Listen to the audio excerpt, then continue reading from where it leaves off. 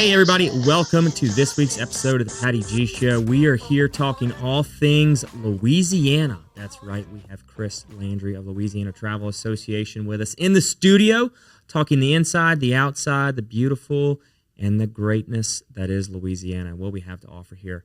So before we get to that, I want to give a big, wonderful shout out and thank you to the folks that bring you the show each and every week. Falaya Real Estate, Lakeman's Health Center. Without further ado, enjoy the show. We're here to talk about you and Louisiana Travel Association, but I want to go some steps back. Okay. You know, you kind of mentioned a little bit earlier about your first role and everything and how growing up as an only child had you with this mindset going into something. So where did your path start to get to where you are today? So high school, I'm originally from Lake Charles. So in high school, I was probably getting close to my senior year. I had no idea what I wanted to do, you know, when I grew up. And one night I was at home and Jerry Maguire came on TV. I watched Jerry Maguire and I'm like, damn, that looks awesome. Like, I would love to do that. So I went into school the next day, talked to the guidance counselor at St. Louis, and I'm like, look, what do I need to do to be able to do this? I feel like this is me.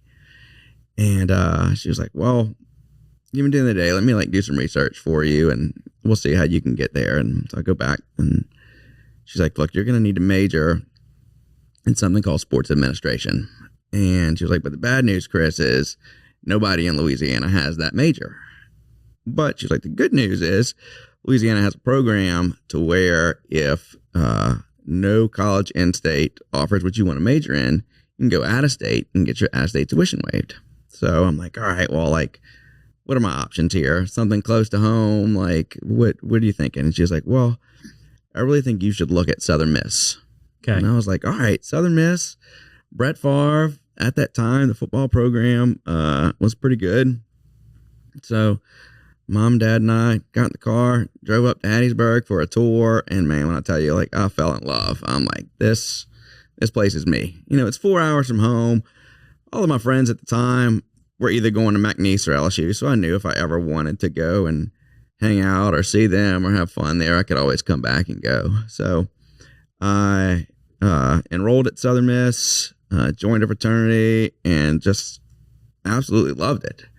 Well, it comes time to start scheduling classes my sophomore year, and my advisor was like, dude, you're going to do this agent stuff. You probably need to start with some pre-law and, you know, really kind of hammer home some of the accounting stuff. And I'm like, no shot. No shot. This is what threw you away, the law or the accounting? Both. Okay. I'm like, well, really the extra school. And I'm like, there is no way I'm going to be here 4 years and then go somewhere else for 2 years. And, the accounting stuff was just miserable for me. I've always, that's just been tough. Now later in life, running a business I've learned the importance of it. But at that time I was like, nope, I'm having too much fun to work that hard. So I was able to just continue on, with the sports administration degree. Nothing else, no add-ins, just regular bachelor's of science in sports administration. So comes time to graduate. I'm kind of panicking a little bit, looking for jobs. Man, God, what can I do with this? Well, I got a call. It was actually from my dad. He was like, man, there's a job in the paper in Lake Charles. They're looking for an athletic sales manager at the Convention and Visitors Bureau here. And my parents still lived in Lake Charles at the time. And I'm like, all right, well, let me do a little research into that and I'll, we'll see. And so I called a couple friends, who I just knew in the tourism industry. And they were like, yes, you should apply for this job. So I went and back home to Lake Charles and applied for it and ended up getting the job. And it was one of the best jobs to me, of all time coming out of college, because I, ended up moving back home and was able to save a lot of money, but I was also able to sell Calcasieu Parish. I was able to, my job was to bring new sports tournaments in there, which I loved. I loved being on the sports side of it. I got a chance to meet a ton of people in the tourism industry. My second month on the job, got to go to Hawaii to an AAU conference. I started getting to travel, and for 23-year-old guy. It was it's pretty serious. It was awesome. I really enjoyed my experience there, but I was still dating a girl that lived in Hattiesburg. She was still in school at Southern Miss. That's a far commute. It's a far commute. It was like a 4-hour drive I was doing on the weekends. Ooh. And she told me, like, look, if no shot, like, I'm not moving to Lake Charles. If this is going to work, you probably need to figure out a way to, get somewhere else. And so she thought Hattiesburg was better than Lake Charles. Well, not really, but she wanted me there, and then we needed to plan. Eventually we ended up back in Mandeville. That's where she originally wanted me to go. Okay. And so I got a really good piece of advice. And my boss at the time in Lake Charles was like, at the time I thought he was going to be like a lifer there. And he was a great mentor, a guy named Tico Soto. And I was like, look, man, I kind of wanted to move up, but I also needed to figure out a way to get back to be closer to Leslie. And I got a really good piece of advice at the time. Someone told me if you could ever get in on the opening side of a hotel team, take that opportunity. And so as I started a new hotel, like a brand, like something like an opening team of a new hotel. Yes. Okay. And so, as I started looking for jobs, one came open in Hattiesburg. It was the director of sales for a Courtyard by Marriott that was new. And then they were opening a Residence Inn by Marriott next door to it. And so that piece of advice stuck with me, and ended up applying for it, and got the job, and ended up moving back to Hattiesburg. And so I was there for like 2 years, or not even, well, I guess about a year and a half. But when that Residence Inn opened, and when you open a new hotel, sometimes for the first 4 to 6 months, it's difficult to fill those rooms, right? You're really trying to get a new product out there, market it, really try to grow the business. And I got really lucky. Like the week of the opening of that Residence Inn, there's a big National Guard base just south of Hattiesburg. And at the time, they were still sending a lot of troops to Afghanistan. And I got a call from someone on the base. Like, hey, look, man, we are bringing in all these guys to train to go to Afghanistan, but there's not enough room on base to house them. So we need to use your hotel. We need some rooms at your hotel for like the next 6 to 8 months for these guys to be there. Wow. And so I'm like, making the sign of the cross, like, oh my God, I can't believe like this is like dropping into my lap right now. And so we took that group, and the Residence Inn was full really for like the first like 8 months that it was open. That's kind of like unheard of at the time. And so I really made a name for myself in the company that I was at, and they shortly after that started a regional director of sales position. The company had at that time probably about 65 hotels throughout the Southeast, and so I grew and was a regional director of sales for LBA Hospitality there for the next 15 years. I was very grateful to them because they put me in a leadership role as a 24-year-old kid, just about. And we talked about some of my mentors earlier on. And there are a lot of people that kind of like, put their arm around me and really kind of helped me grow up and grow into that role and really mature. I'm very grateful. Like I said, I did it for 15 years, and probably about 3 years ago, I joined the board of Louisiana Travel Association. The job came open. My predecessor moved on to visit Baton Rouge, and the job came open, and a lot of people were like, hey, look, you should probably take this. You should go out. I'm like, no. And then a couple more people called me and was like, all right, let's give this a go. So I've been in my role here for the last, 19 months. Okay. Love every day. So what does the role entail? What's the purpose of it?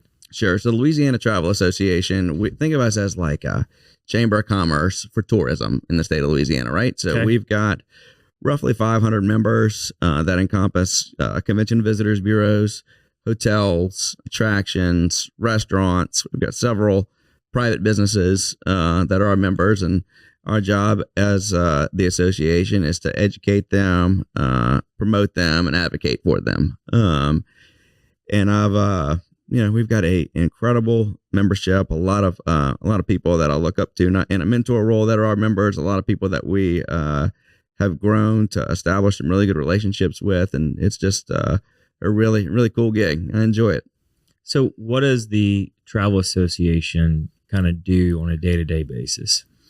So we've got, I would say our team, we've got 3 different parts to our team, right? Okay. We have a membership side, right? So our vice president of membership and her team will go out and solicit new memberships. We really try to make sure our members are getting from us what they need in terms of educational materials or marketing materials, things like that. We've got a team that does marketing, that they help with ad buys. They help, really run our social media, our website, those types of things. And then we also do a lot of advocacy work. I've got someone that works for us that, spends some time at the Capitol and really tries to keep an ear to the ground on any policies or things that may be in jeopardy for our industry. Gotcha. Okay. So on the membership side, you say you got the team there that's helping the members get what it is they need out of the association. When they come and they join, what are they like actively seeking from y'all?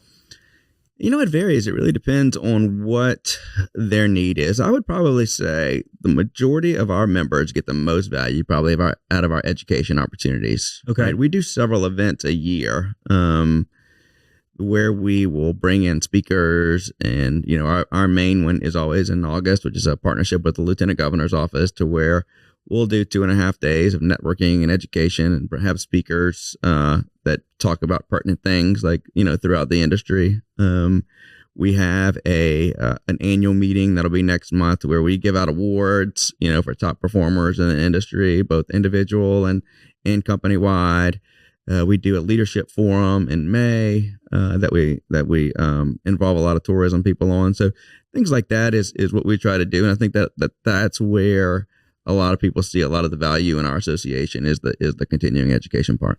So, and you're educating them on the industry as a whole or Louisiana specific topics? So like this year, what are some kind of the speakers and such? AI always seems to be a hot button. So from things like that, I think there is 2 parts. I think there is a global understanding of things. I think that I think that a lot of people, especially some of our smaller convention and visitors bureaus and some of our small businesses, need some things like that. They have, we have resources that we try to provide them with speakers for that, may talk about like what to do with a smaller budget in terms of ad buys and things like that on the media side. I think that this year there will be a focus on some small business resources for some of our smaller convention and visitors bureaus and restaurants and things like that. So I think that's kind of what we target. We're always open, before we do one of those things. We really try to get the pulse of some of our members of, hey, look, this is kind of what we want. Yeah. I mean, with an overall goal to attract people here to spend some time in Louisiana and support those businesses themselves. Mm-hmm. So on the marketing bit, if you've got a company, are they coming to y'all saying, hey, we need some help figuring out how to market ourselves? Or are you going to them saying, hey, how can we help market from within the association outward? Think of marketing for us, and it's kind of tricky. So I think of it because probably like you are in that, hey, like how can we market our group? How can we get you out there? Mm-hmm. For us, the market is all about like ad buys, right? Okay. Media buys, right? So we will partner with different media companies and get packages and then turn around and sell them as a third party and kind of make a little bit of commission off of it. Okay. So different magazines and publications and research opportunities, that's really where we try to push some of the marketing dollars. Okay. So y'all are actually going out and finding different areas across the nation, I'm guessing. Where it's like, let's get some ad spots in this place and that space.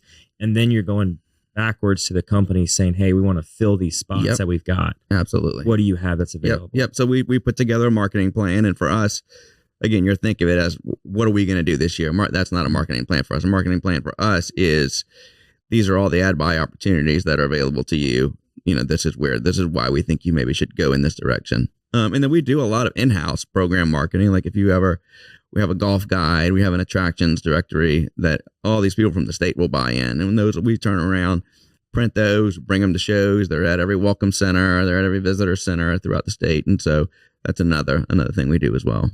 So how do the visitor centers actually perform around the state? I'm curious because I've go in and out of the state every now and again. I'm always like, I've never stopped at a Louisiana visitor center, but I'm curious, like, what is that? How does that operation work? So a lot of those are funded by the Louisiana Office of Tourism in the state. The ones that I'm more familiar with are like the ones on the state lines. I don't have as much experience with, but like, let's say many of our convention and visitors bureaus and their offices will act as a visitor center, right? And so normally they're staffed, not 24/7, but during normal business hours, and all those people are trained. They go through a program to get certified.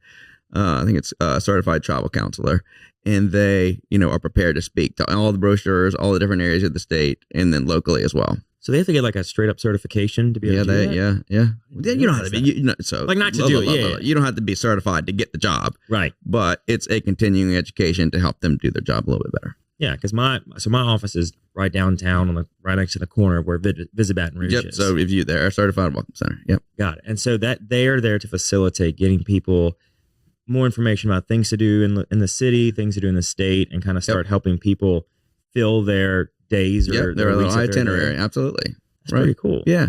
So if you stop at, Visit Baton Rouge, they should be able to tell you, if you want to go to Homa's house or New Orleans or things like that, they should. And then another part of our business is that we will house a lot of those brochures and then distribute them to the different welcome centers as well.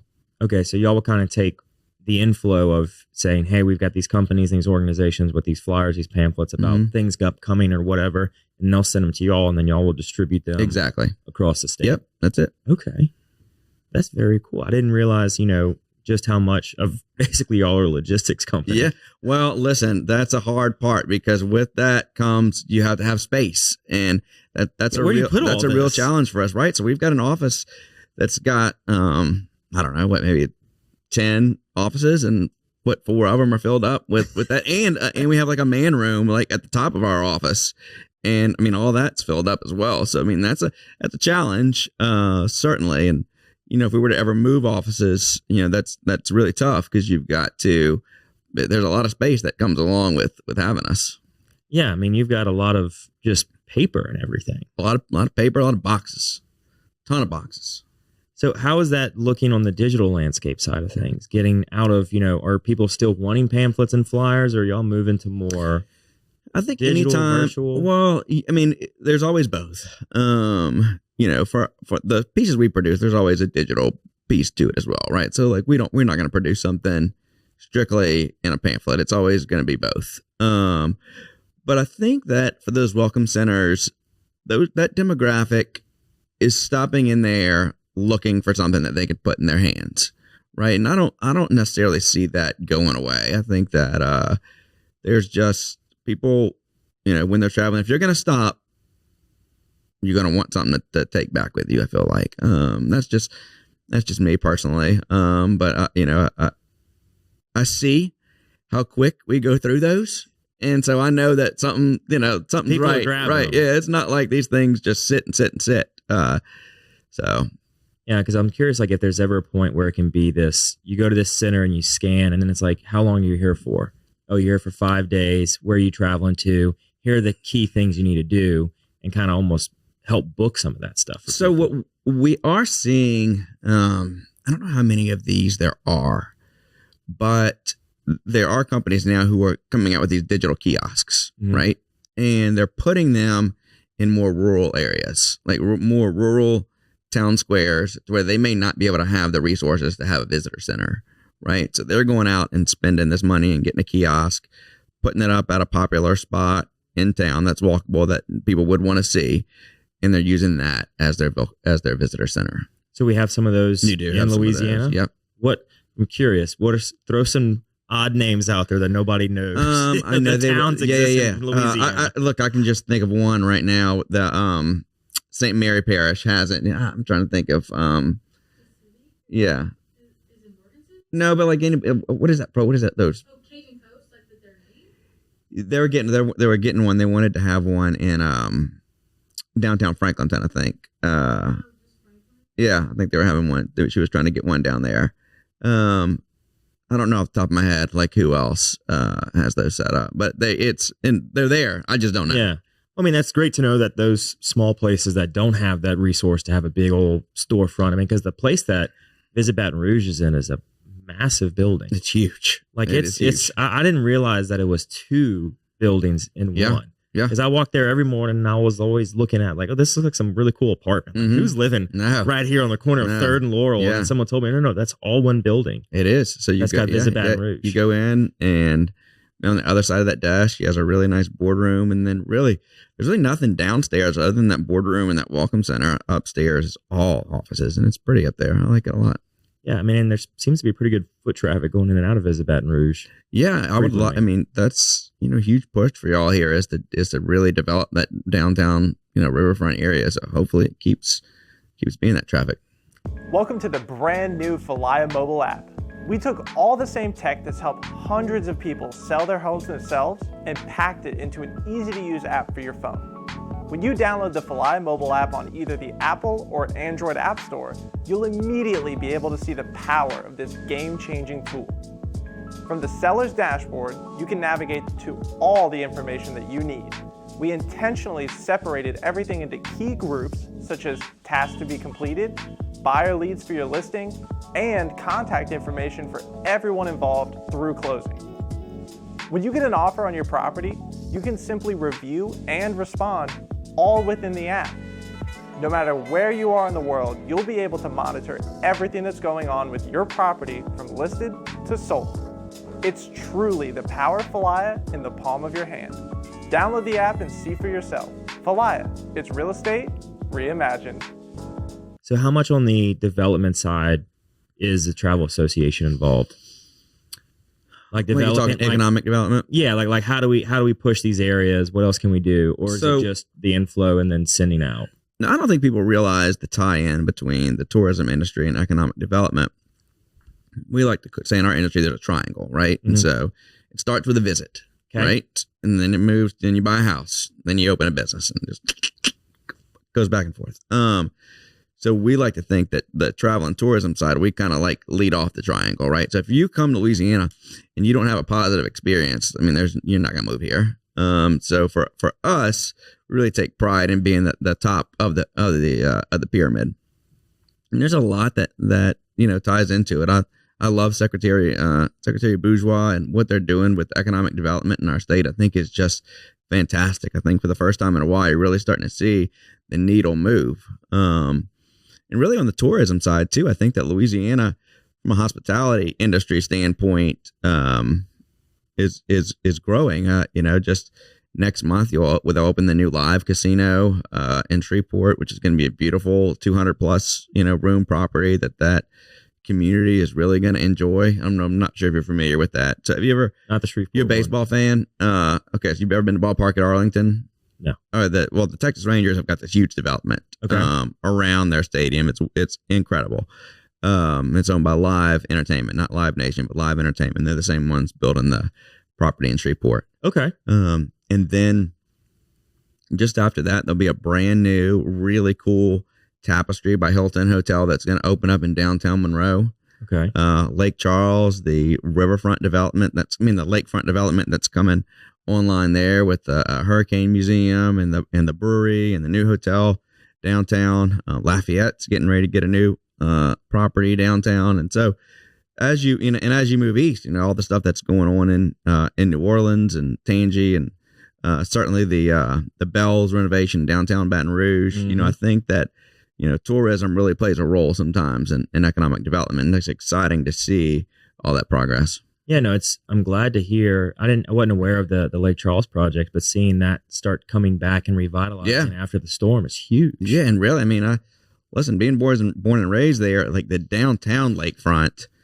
That we used to have it was like Louisiana's. I think it was the first riverboat casino there, and the boat would actually go and sail. But when Rita hit in 2005, it blew the whole thing on shore, and we've never really had anything since then. And so with Port Wonder and the brewery down there, really kind of anchoring down the lakefront, it's going to be really cool to see coming across the bridge. So what brewery's going there? Crying Eagle Brewery. Crying Eagle. Yeah, Okay. yeah. Massive new brewery. It's going to be huge. Well, because I knew at the time they just leveled the whole the Yep. the bank Yep, glass yep, building yep. that was just, you drive by and you're like, they can't believe they still have this thing standing. Right, right. Well, and so now in the place right there is going to go a new hotel they just announced, along with an amphitheater to do concerts and stuff. All That's that like a whole new revitalization of Lake huge. Charles. It's awesome. Yeah. So that stuff makes me excited about like hearing those different pockets around the state. Mm-hmm. And how do we get out and like, what is the Travel Association hospitality industry? Where is that getting, I guess, pushed or promoted for people to go and see? Yeah. So each one of our convention and visitors bureaus really kind of head up that project. And just like the Lake Charles, for instance, they did a bunch of press around that. And as it continues to open, I think you'll see a lot of stuff there, from a marketing standpoint as it gets a little bit closer. We do an event there in August, and I'm hoping all of them are open, by then. And then with the casino stuff in Shreveport, I just got back from Washington Mardi Gras, and they were a huge sponsor up there. So I think you're really starting to see them push, for that opening date. And then once it kind of gets there and it's open, I think you'll see everyone really kind of rally around it and kind of start spreading the word. So on the Washington Mardi Gras piece, how much, if any, is the Travel Association involved with that? Not directly at all. I'm a member of the crew, right? So I'm always. So I've never been to DC Mardi Gras. What is it like from the perspective of the people from Louisiana? Obviously, that's been every single time I talk to somebody this year. They're like, "Why aren't you going? Why aren't you going?" Yeah, I'm like, okay, well, I've got a 3-1. It's a little tricky. Bring your show up there. I think it'd be great. We could. I've been on I was on Brian Haldane's show up there Friday, so it's great. Good old Brian Haldane. Yeah. But like, how much of an impact has that done for the state as a whole, if any? Well, for the state, so you got to think about it. It's not necessarily there to promote. There's not a huge audience outside of Louisiana there, right? So it's Louisiana going there to promote Louisiana, like to our congressional officials, and what it's turned into is the biggest networking event of business leaders, like in Louisiana, just like in an offsite location. And look, it's 3 to 4 days of just like nonstop. Like you could get off the elevator in the hotel and run into the, president of energy, and then turn around and, run into the lieutenant governor or your local elected official. And and you could sit down and just a who's who of anybody in Louisiana could walk in and sit down next to you. And I think that's what's really cool. We walked into a hotel lobby bar, Thursday night, actually Brian Haldane and walk up to the bar, and the seat's open right next to the governor. So it's those kind of things that make that time invaluable for me. And there's economic development has a huge presence up there. There's a big economic development luncheon, but the camaraderie from being in the crew, you're back, getting dressed with, just a who's who of business leaders like in the state. And so being able to have those conversations, in a loose environment it's so much fun. I recommend it to anyone. So are we the only state that does something like that, or does every state have their own little thing? I think we're the only one who does it to that level. I think certainly the Hilton and all the hotels that are around the Washington Hilton feel the impact of it. Certainly the Uber drivers, I feel like see an impact from it. Crazy. It's just, you get on the flight home yesterday, and it's cool to see the flight attendants like, what the heck is going on? Like with all these Louisiana people, and so, and I think if you're there from Louisiana too, there's just such a sense of pride, Oh my gosh, yeah. It's cool. Like, and they do, one of my favorite parts, it starts on Friday, to where like all of your different areas in Louisiana will take over like a suite in the Hilton. And so like you can start in Lafayette and visit with their CVB and economic development team and have gumbo and boudin, and then, grab a cocktail, go to the Jefferson Parish one and get a muffalata, or, and so it's fun to like just go around and see these different setups like from all over the state. And there's just a pride about being there and being from Louisiana that everyone shares. That's just such a fun atmosphere to be a part of. That's one of the elements I love about the state, is that we have enough diversity within just our food and cuisine. Yeah. That you can have those different rooms and it's like, oh yeah, you're in that city, you're in that parish. You're exactly Like, right. Not many other states have the ability to make that. No. that I mean, comment, and look, like I just use those two as an example. Lake Charles, Shreveport, like everybody has their little thing. And a lot of people, the ones who don't, which is kind of like, I'm not going to say it's a rite of passage, but if you have one of those, you've been doing it for a long time. Mm-hmm. And what other areas are starting to do to like combat those, not to compete with them at the same time, but they'll do different parties like around DC to get people there, and they'll do it offsite, like the North Shore, I know has a great one. Shreveport certainly does a party at night. So it's a lot of fun. Yeah. Especially for me, because I have to show love to everybody, right? And I gotta go to them all. You gotta have show some presence to everybody. I'm paying the price today. I'm shocked that I still have a voice, but it's fine. It's fun. That's all good. We caught you still in the high. Got me still in the high. Came all the way down, which is great. Yep. So being that, focusing on how do we get people into Louisiana and how we get people in tourism here, how much of the efforts from a marketing perspective is spent within the state versus with outside the state? I think you're as our convention visitors bureaus. I think that you're always the bigger ones, right? So it kind of varies, right? So if you're a bigger one, you talk about like, New Orleans, Baton Rouge, Shreveport, Lake Charles. I think there's an aspect to those convention and visitors bureaus, not only out of state, but there's a big focus internationally, right? Okay. And you also have some international, like small markets, like throughout the state of people, especially in the Acadiana region, where they want to target some of the Canadian travelers, the French travelers. I think, Canada is, the number one country that visits, Louisiana. And so I think that it's a mix of both. But I would say that if you did a poll, I would say most people want the out-of-state guests, but the international one is the one that's the prize, right? Because you're not just coming here for a couple of nights; you're probably coming here for a week or two. Yeah, you're not going to come here for just a weekend to see, Zydeco or somebody play or something like that. Right, right. You're going to come here for a while. And you're going to hit multiple areas. Yeah, you're not just going to stay in one city, which makes sense. You want to see the whole state. Right. But I didn't realize that Canada was the number one. Yeah, and the Lieutenant Governor's office and their team, the Office of Tourism, do a great job. I mean, they've got a team that goes out and sells to those international travelers and brings in FAMs and gets those people in here and partnered up. Visit Baton Rouge does a wonderful job locally as well. I mean, I feel like they've always got guests in, and they'll bring them, and Tiger Stadium and all kind of different things around here. And so that's a huge push.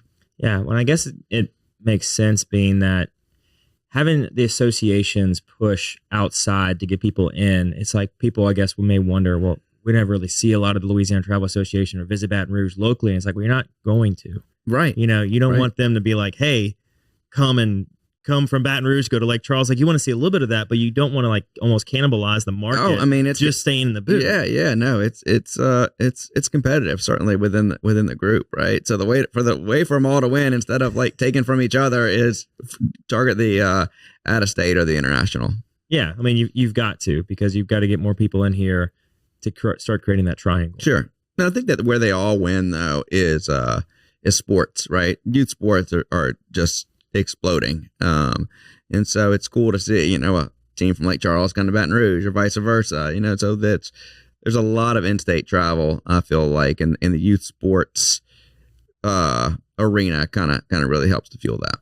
And how has that landscape kind of changed over the last few years? Oh my goodness. Like when I was growing up, like playing ball, like we didn't have like travel ball, your travel ball was if you made the all-star team, then you were going to go on one tournament. And the odds of you making it past there to go like to the League World Series were slim. I mean, and so now my oldest plays travel ball. And luckily for us, our coach wants to stay like within an hour of Covington, but we go play and stay the night in Baton Rouge, or we'll go play and stay the night in Gulfport. And so I think that for us, that's just our little area, but there are teams over the last couple of years that have just, they go play all over. And luckily for us, we're more about the parents and having fun, and we do baseball a little bit on the side, and our team's pretty good, but there's no need for us to truck it up to Shreveport or something like that. Not that there's anything, but go enough for work. I certainly don't need the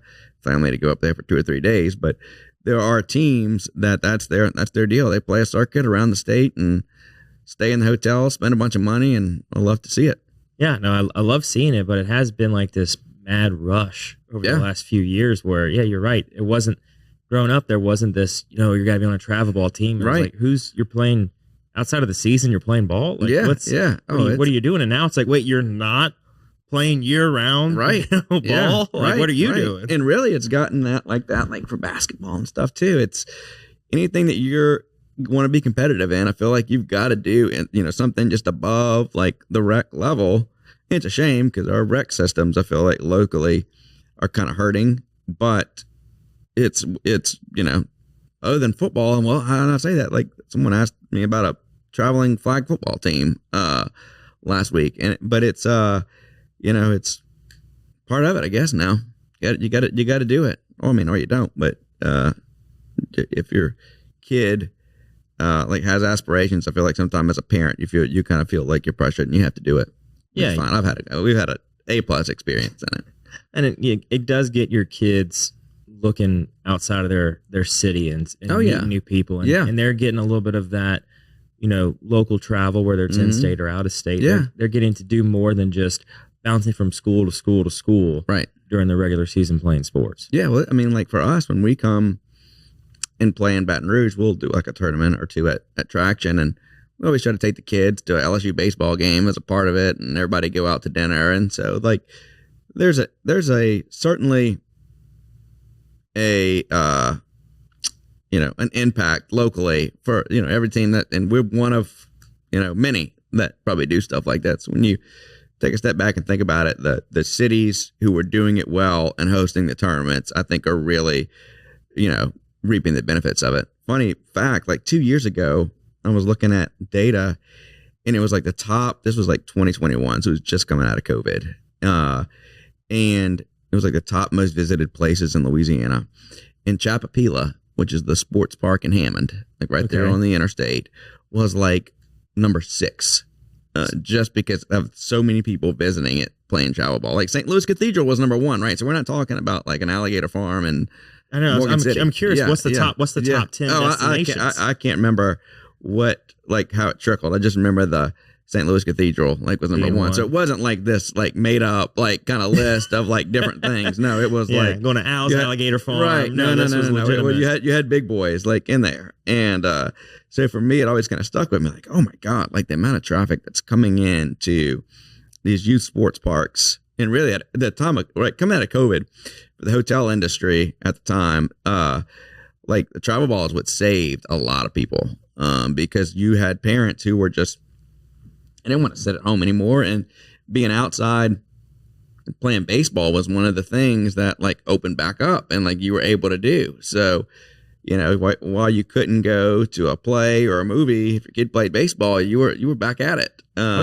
And so a lot of the hotels, that was the only business on the weekends that could be had. And so it saved a lot of people in some of these small towns where they have baseball tournaments. Well, even in the short-term rental marketplace, I've got some neighbors that have Airbnbs, in Baton Rouge, and I was curious, what is y'all's busiest time? And they said the summer. Mm-hmm. What do you mean the summer? I said, well, because you have travel ball. Mm-hmm. People coming in, parents wanting a house because they've got more than one kid. Right. They don't want to stay in necessarily a hotel with 4 or 5 children, but they'll get a house, and mom or dad can stay home while the others are sleeping, and they can all meet out, and then they get back, and it's just like they're at home. Sure. I said, that's crazy that you've got these local economy that's solely driven by youth sports. Yeah. Well, but think about it. And most of them, you're going to do a team dinner and eat. I mean, I don't know, as a restaurateur, I don't know if they like big groups of kids like that, but I mean, it's still, we're there spending money. And most of the time people are going to drink, and, you're not going to, just order an appetizer or two. We're all there to, eat and stuff after a long day, and we're there for a while. And that as a restaurateur, or even as a patron of a restaurant, is a tough field to navigate. Yeah. Because I've been on the other end of that. Yeah. Where showing up to a place that we frequent, and it's regular, and it's full of this out of town, softball league or baseball league or whatever, and you're like, okay. And and the restaurant's like, they've been here for, an hour and a half. They should be wrapping up soon. Yeah. And then you're sitting there for an hour and it's like 2.5 hours. And they're not like, at what point, as a team, I get it. As a team, As a local, I totally get as that. a local, it's like, we want to eat too. Yeah. But as a team also, there's got to be a little bit of self-awareness there of like, we're a group of 20 or 30 people. Yep. Yeah. We feel like we've got this section of the restaurant cornered and we're all having a good time. But at some point, it's like, okay, when you hit the 2.5, 3 hour mark, fair enough. Listen, I am not one of those people. I can't sit and do that. I'm like, all right, on to the next thing after we eat. Yeah, like on to the next thing, or even hey, let's go outside in the parking lot and continue all this, and it's love to see it. No, I get it. Love to see them here. Absolutely get it. But it's got to be tough because as a restaurant, you don't want to kick them out. You can't kick them out. Yeah. Like you kicking that many people out, like you can't send one person to say, all right, it's time to go. And it's a struggle. Like you'll have it's the same thing at a hotel, right? Although you're not waiting for space, which you don't want as a hotel guest, especially if you're paying a lot of money, is you think maybe you and your wife are going to go have a drink in the restaurant, at the bar, and it's full of kids and parents and all that. So I get that. I absolutely get that. But it's on the hotel side. It's normally a pretty big piece of business. Oh no, 100% on the hotel side. 20 or so rooms for a night or two. Really, and I've been on that flip side when you're traveling. Like we had a wedding out in Lafayette, and we were all staying at the same hotel, and like we kept the bar open. Yeah, for another hour or two past they were absolutely done. And the bartender wasn't a fan of it, but the manager was like as long as y'all, like if they're still here, like I'll come help you bartend. Like it was great.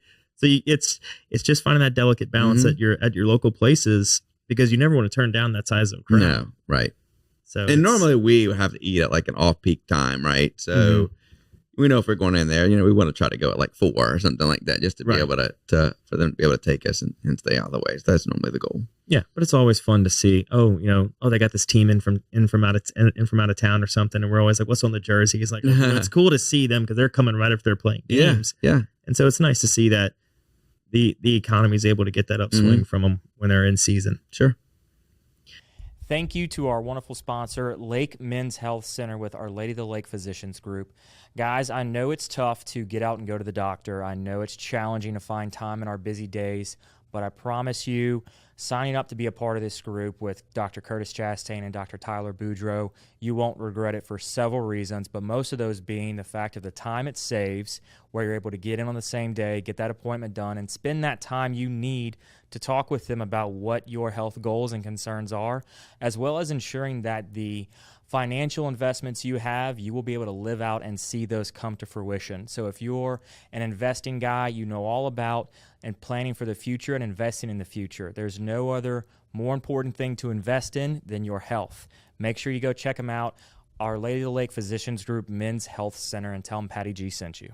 So where do y'all see kind of the future 5 years game plan for Louisiana as far as what needs to happen to continue attracting people to move here? To move here, to visit here, like what's on the horizon for the Travel Association? We always got to have people. There has to be a purpose, right? Like you need to have a reason to visit. And I think that just a lot of the things that are going on right now, like first of all, if you're a visitor, you want to be able to feel safe, like first and foremost, right? And I think that although what happened on January 1st in New Orleans was tragic, and you feel for everybody involved. Hopefully it's a it's a growth moment, and that doesn't happen again. And I think the governor and everyone in New Orleans is certainly cognizant of that and doing and making a great effort to make sure that doesn't happen again. And so I think that if we can get people feeling safe, we give them a purpose, and like we just talked about, a lot of the hotels and stuff that are coming up. I mean, I feel like as a state with not a huge population, from a hotel resource standpoint, that we are ahead of the game. I feel like you've got some hospitality investments in our state that are fantastic. Same thing with the restaurants. We've been talking about youth sports. I think that's if we can continue, I think you'll see places in Louisiana continue to lean into that kind of stuff. I mean, there was just a unbelievable sports facility built in Monroe that they hosted the Olympic trials for like table tennis. Wow. And so we may have to, and I think we are, everyone is kind of embracing like the sports stuff. And so giving people a reason to come here, from a group standpoint, I think that every New Orleans, everything goes the way of New Orleans most of the time, right? They're kind of the leader. And so the investments that they're putting in the convention center and the River District area, I think certainly enhance everyone's experience and gives them a reason to come. The upgrades to the airport in New Orleans, I think, are fantastic. I think that, Baton Rouge is the money that they put into the airport here is unbelievable. I love flying out of Baton Rouge. But let me tell you, flying out of Baton Rouge is an absolute treat, right? It is amazing to be able to pull up, just walk in, almost pretty much walk on the plane. You don't have to wait in line really for anything. Chris and Jewel and the team over there doing a great job. They're fantastic partners of ours. I love them. But like Baton Rouge, you've got Lake Charles, who's put a lot of money in their airport. Lafayette just had a major airport renovation. Lafayette did a massive airport. Renovation. Yeah. So I think that for us, a lot, and I was just talking about this with Brian. From an inventory perspective, and I say inventory in terms of like our assets, I think this isn't like we're starting to like come out of like your daddy is Louisiana from hotel and just an investment standpoint in some of our resources.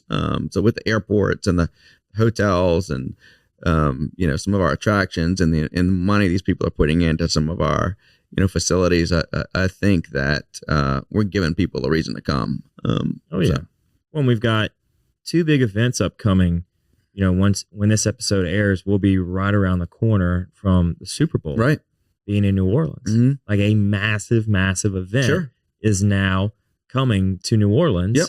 And whether or not, you think the Super Bowl script is real, they did have a precursor with Taylor Swift trying to make sure her pull was here, and just it all kind of played together too well. Yeah, no, I mean, look, like New Orleans is on a run right now that is just unbelievable. But yeah, Taylor Swift, the Sugar Bowl, Super Bowl, Mardi Gras, Jazz Fest. I mean, French Quarter Fest, which is now huge. Like they are on a roll. Like I can't remember having so many like back-to-back things like they have. And their team does an absolutely incredible job of targeting those events and bringing those kind of things in. I think like just this week they had the National Auto Dealers of America show. So that basically like every car dealer was in for a convention in New Orleans, which is massive. So it's been great to see that. I mean, and all of our other cities, it's kind of the same thing. Lake Charles. I mean, someone from our office was going to speak at a conference in Lake Charles today. But it's great to see these events starting to come back to the state, and we've got great teams who help go out and market us and try to get them here and really keep them happy while they are here. Yeah, no, that's the hard part is we got to make sure that they're happy while they're here, so we can have repeat events. No doubt, because I'm convinced, if you're in New Orleans and you're going to any of those events, 5 months out of the year, you're not doing much work. Right. When it starts the holiday season and then it goes straight into, January, now you're in Mardi Gras season. And like, then you've got, especially this year with all the events happening, and it's like, what's the productivity going to do with all the events happening? But it's great to see it. People are getting out. It's almost like, 3 years ago, we're beyond it. Mm-hmm. We're beyond what happened 3 or 4 years ago with COVID and everything. And it's like, we're back. Yeah, absolutely. And then from a workforce development standpoint, we really want to make sure that we let people know that, no matter what you're in college and what your major is, there's a spot for you like in tourism, in the hospitality industry. And, we're the one industry where most of the time it doesn't matter how much it's how nice can you be to people. And if you're a nice person and have a great attitude, like you're going to be a heck of an employee in our industry, and as an association, we want to make sure that we get out and tell that story too. Yeah. Let people know if you're like, goes back to what you were saying earlier, you got to hire for personality. Right. We'll train you on everything else. Yeah. Yeah. Smile and be punctual and you're going to be be have a great attitude. Yeah. Punctual is 10 minutes early from what I hear. That's it. Yeah. That's kind of how it works on my end. Yeah. Yeah, but it's true. We got to have people out there who are advocates of our state or their city, wherever they're advocating, and they want people to look at them and say, if that's what's representing Louisiana, and the city that they're from, then I want to go and check that out. Exactly. Like that's attractive to me, and the energy that they have, the level of excitement that they have for what they do. We want to go and see why. Why are they so, excited about Louisiana? What makes them so eager to be out there being the cheerleader? Very well put. Absolutely. So before we get you out of here, we do have a set list of questions we ask everybody on the show. First one is, what is something you did as a kid you wish you could still do today? Oh my goodness. So although I am only 5'6", I was a decent football player. Like I love what position? Football. I was up until 8th grade, I used to play quarterback. And unfortunately, I don't think I've grown past the 6th grade. And so if I could go back in time and find another, 7-8 inches, I would do that. I loved being able to play sports. Yeah. Being that height as a quarterback is a little tough. It was. I think we had one running back at LSU that was about that height. Did very well, but not. Lost all aspirations in 8th grade. So you've been in and around the hospitality industry for quite some time now, both on the direct input side from the hotels and then on to the association and advocacy side. Mm-hmm. What are 3 lessons you have learned throughout your time?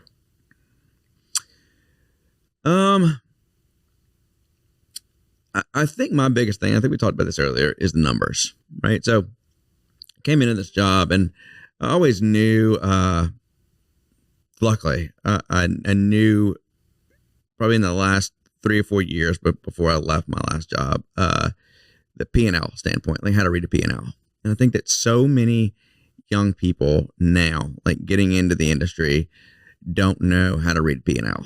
And for me, like that's your easiest way to know whether you're doing a good job, whether the company you're working for is doing a good job. And just learning the numbers is so important. And then really like coming to work with a great attitude, with, being eager to learn, I feel like is always something that I've tried to do. I like sometimes to be able to put, my spin on things, and having someone or a team that, is willing to embrace creativity, is always pretty important. Yeah. And if you're listening to this and you heard P&L and you're like, what is a P&L? Right. Profit and loss statement. Google it. Come on. Yeah. Google it. Like it's, as a young person, it would be so, I don't know if this is the right word to say, but like so attractive to me as a boss, as a manager, for people who have, even if it's just a minor bit of financial literacy, I think is important. And I went for so long without it. I was always a sales guy. And so it was like, all right, I'll do this and, let the number, I don't need to worry about the numbers. Right. And it wasn't until I got older that it kind of really started to come into life. And it really wasn't until I got into this role where, it wasn't just about, let's talk about it once a month. Now it's like every day, right? If money goes somewhere within our organization, I want to make sure that I can, that I know about it, and B, that I can speak to it. And I think that is something that young people really need to take a look at. And it's not, like, that is not a sexy part of a job at all. Hey now, I'm a CPA. Okay, I get it. All right, but it's not right. But it's something that and it's not hard to understand. It's very intimidating to a young person to be able to digest that. But once you do it, and if you have someone who can explain it the right way, and you take a little initiative and kind of learn about this, it tells a lot about your organ. You can tell, it tells everything about your organization. But B, it says something about you as a person, and that, hey, look, like I'm in this and I know it. I want to be involved and I want to be able to make a difference. And really the numbers are where that takes place. And, I'm a salesperson at heart, right? So that's always going to be what I want to do. I always want to network and meet as many people as I can. And that plays a big part in it as well. But knowing the numbers to me is something that over the last 5 or 6 years that I've really had to grow into. And now I'm a huge believer in it. Oh yeah. And I mean, they tell every bit about the company, right? How what's their level of health. Yeah. And there's other elements to a company, sure. But at the end of the day, if there's no dollars moving in or out, there's going to be some problems. Right. And it's important to know where those dollars are moving to. Yep. And coming in from. So. Exactly. So that was one of my main driving forces to be a CPA, is I knew the value that numbers played in every business owner's life. Yeah. And I wanted to be kind of there with them, helping them understand what their numbers are. Sure. So for next question, what is something you love about Louisiana? I won't go look, there's the obvious ones, right? I'm sure most people say food, and that's a big part. I love Cajun food. I would put that over any other type of cuisine. 100%. I think what I love the most is the people, and I don't mean one of my favorite representations of Louisiana is going to an LSU away game.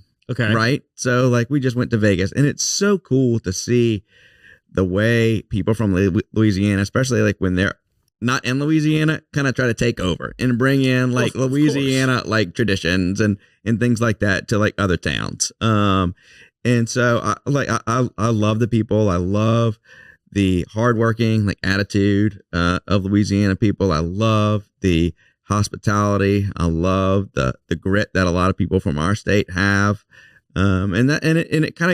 It goes both ways, north and south. I mean, it's corner to corner. I think that there are incredible people from all over the state. And for us, I love being able to tell their story as an association. We have a program that's we do call the Faces of Tourism, and in order to be on that, you have to be from Louisiana, and we need to be able to tell your story. And so I think the people, without a doubt, is my favorite thing about our state. Yeah, I love that the comment about us taking over. I feel like that's that's a given. If it's anybody from Louisiana, any group of people, we rally, baby. Them. Yeah, just follow them. We rally, and I think that people from Louisiana are not timid. We're not timid. Most of us aren't shy, and it's just really fun to be around. And I love being around Louisiana people when they are out of their element, right? In the wild, not in the state. I think that it says, so much about us. And that's probably my favorite thing. That's your new segment, Louisiana People in the Wild. Yeah, Louisiana in the Wild. Be Louisiana in the Wild. That's the Travel Association's next marketing campaign right there. Yeah. We take Louisiana people and put them out of the state. Put them out of the state. Go here and do this and see what happens. So for the final question, what can I do to help you? Look, this has been an awesome. Thank you for letting me be here. Anytime I can tell the story of our members and our association, I certainly want to be able to do that. And this has been a real treat. So, no, you've just having me on and listening. It's been incredible. Yeah, no, you kind of watch the Mardi Gras. That's what you can do. That's it. That's on my next. That's my 2026 list already. I've already been told by a group of people no, you're in. You just come with us, and we'll just show up. Yeah. Okay, got it. Yeah. Tell me where do I show up? I love it. The capital to capital flight. I'm on it. Yep. BTR there you to go. DC. Fly BTR, the American flight direct. Yep. Do it. I've been on that flight. Me too. It's incredible. It's a lovely flight. Yeah. It's so easy. Yeah. It's you just hop on and then boom, you're home. You're in Baton Rouge. Yep. So, well, thank you so much for coming out. No problem. Thanks for coming, even though you just got back from DC Mardi Gras. I know that was an exciting time, so I appreciate it. I can rally. I'm good. That's right. So if people want to get a little bit more information, where should they start? Oh, my goodness. You should go. We just are in the process or just finished doing redoing our website. So you can go to LouisianaTravelAssociation.org and then visit us on any of our social media websites. We've got a great social media person that handles all that. So we've that's kind of where we try to tell the story. Got it. Well, thank you again for coming. I appreciate your time and appreciate everybody else for listening or watching, whatever platform you're consuming us on. If you've never traveled to Louisiana, start with the website, Louisiana Travel Association, and then just book your next trip and just come check it out. Come on. Come here. We're all welcoming. We're in our element down here, so we're not in the wild, but we'll still love to show you and have you a good time all within the state. So thank you all so very much for tuning in. We'll see y'all next week on the Patty G Show.